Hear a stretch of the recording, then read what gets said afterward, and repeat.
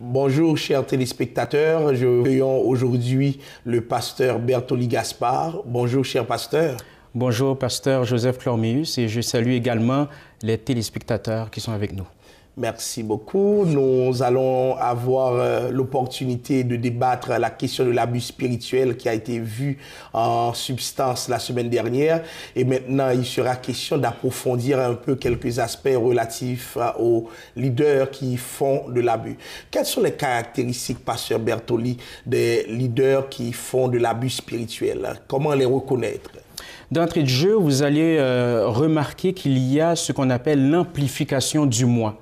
C'est-à-dire que la plupart du temps, ceux qui pratiquent ce genre d'abus, eh bien, tout est centré sur eux-mêmes. Et par voie de conséquence, eh bien, étant donné que la communauté est centrée sur le leader, eh bien, ça amène l'intoxication du pouvoir. C'est-à-dire, lorsque je fais mention de l'intoxication du pouvoir, tout est centré sur la position. On parle à outrance de position. Voyez-vous, donc c'est une des caractéristiques qu'on peut visiblement voir auprès de ce leader. Donc le pouvoir occupe une place prépondérante dans les rapports entre le leader qui fait de l'abus et l'éventuelle victime. C'est très important, la notion de pouvoir. Absolument. Mais en même temps, il y a des formes d'abus qui se passent dans les abus spirituels par rapport à l'argent. Est-ce que on ne peut pas parler aussi d'abus spirituels comme une forme d'abus? Les leaders qui ont ce profil-là, comment ils font?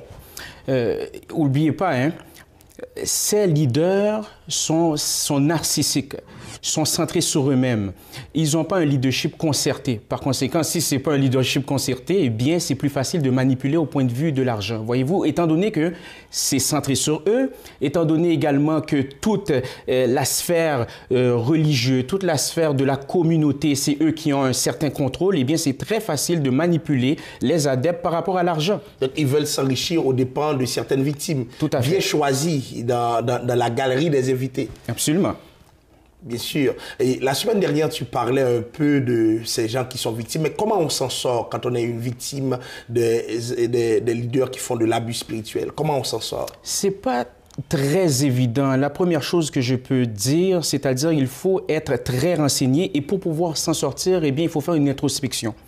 Et même faire une introspection par rapport à quelqu'un qui est abusé, en quelque sorte, c'est pas une chose facile. Donc, d'où l'importance d'être entouré de gens chevronnés qui peuvent... de se faire accompagner. Absolument. C'est très important de se faire accompagner de telle sorte que les yeux vont s'ouvrir et par la suite, eh bien, ils peuvent s'en sortir, demander de l'aide, se renseigner. Également. Est-ce que l'abus spirituel a les conséquences aussi graves que l'abus physique? Bien entendu, parce que les gens sont tellement abusés au point de vue spirituel. On appelle également aussi ce qu'on appelle les maladies psychosomatiques. C'est-à-dire qu'à force d'être stressé, parce qu'il faut plaire au leader, on fait des actes religieux excessifs, eh bien, ça atteint au niveau de la santé. Et bien entendu, les gens qui sont entourés de ces adeptes-là, eh bien, peuvent remarquer qu'il y a quelque chose qui nous tourne par rond. Peuvent remarquer également qu'il y a un certain recul par rapport à leur entourage.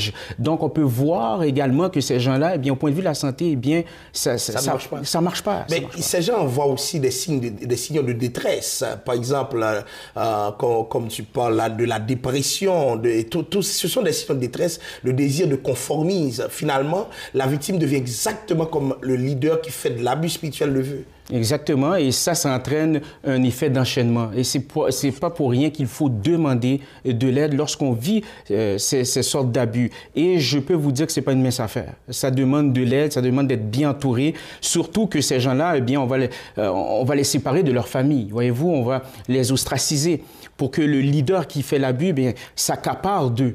Et qu'est-ce qu'il faut faire par rapport à ça? Eh bien, les gens qui entourent ces victimes, eh bien, ils ont un rôle à jouer, c'est de les sensibiliser et ne jamais lâcher le morceau.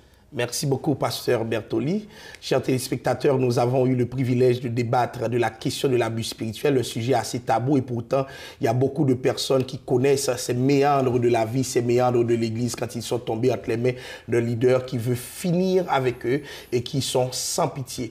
Merci de nous avoir écoutés et on espère se revoir dans le cadre d'autres rubriques pour l'impact. Merci beaucoup, au revoir et à la semaine prochaine. Merci. Mon nom est Jean-Jean et je vous invite à écouter le Boss Ben Show. Soyez bénis.